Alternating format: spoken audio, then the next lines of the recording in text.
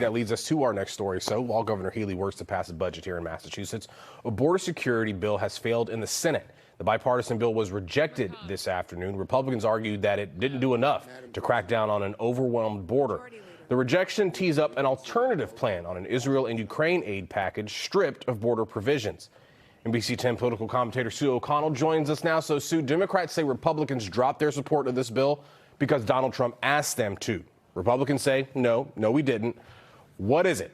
Is it Trump or something else? So I think since the Republican failure to pass this bill makes absolutely no sense, it makes it pretty clear that Trump's fingerprints are all over this failure. So like we're saying, what are the Republicans saying in public? First, that democracy is messy and the founders expected this. But, you know, that's a little true. But the failure here is not due to friction between Democrats and Republicans, but between the actual Republicans. And as you reported, they're saying the bill didn't go far enough. But again, had it passed, it would have been the most significant reform of migrant crossing the border in 30 years, Corey.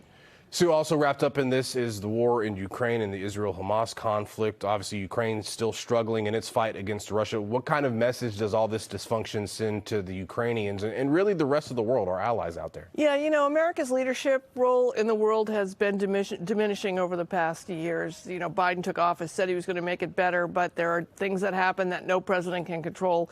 Obviously, our NATO allies, they're watching this Ukraine funding very closely because, of course, Ukraine is under a relentless attack from Russia, and U.S. arms shipments have been halted. So the NATO countries are worried that Russia may move on to another country, and they wonder if they'll be able to count on the U.S.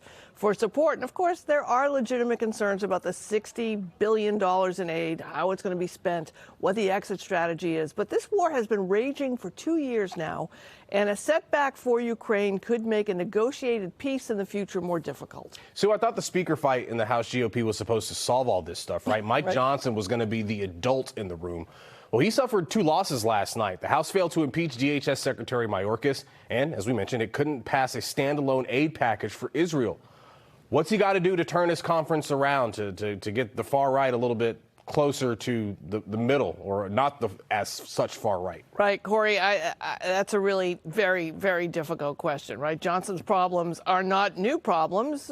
Again, looking at former Democratic Speaker of the House, Nancy Pelosi, she had factions on her Democratic Party to deal with, right? She had moderate and conservative Democrats and progressive Democrats like the ones in the squad, but somehow she was able to keep them all in line when you needed to. And House Minority Leader Hakeem Jeffries, he's keeping all the Democrats in line. But, you know, Johnson cannot manage these factions of the Republican House. And the normal Republicans, as Representative Stephen Lynch has called them, and the Freedom Caucus are at odds with each other. So he's got a former president who's also a candidate, Donald Trump, in his ear and in everyone else's ear.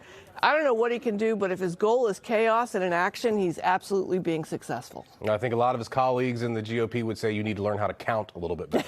Math is hard, Corey. Yeah, math is hard. Sue, thank you so much. We appreciate it, as always.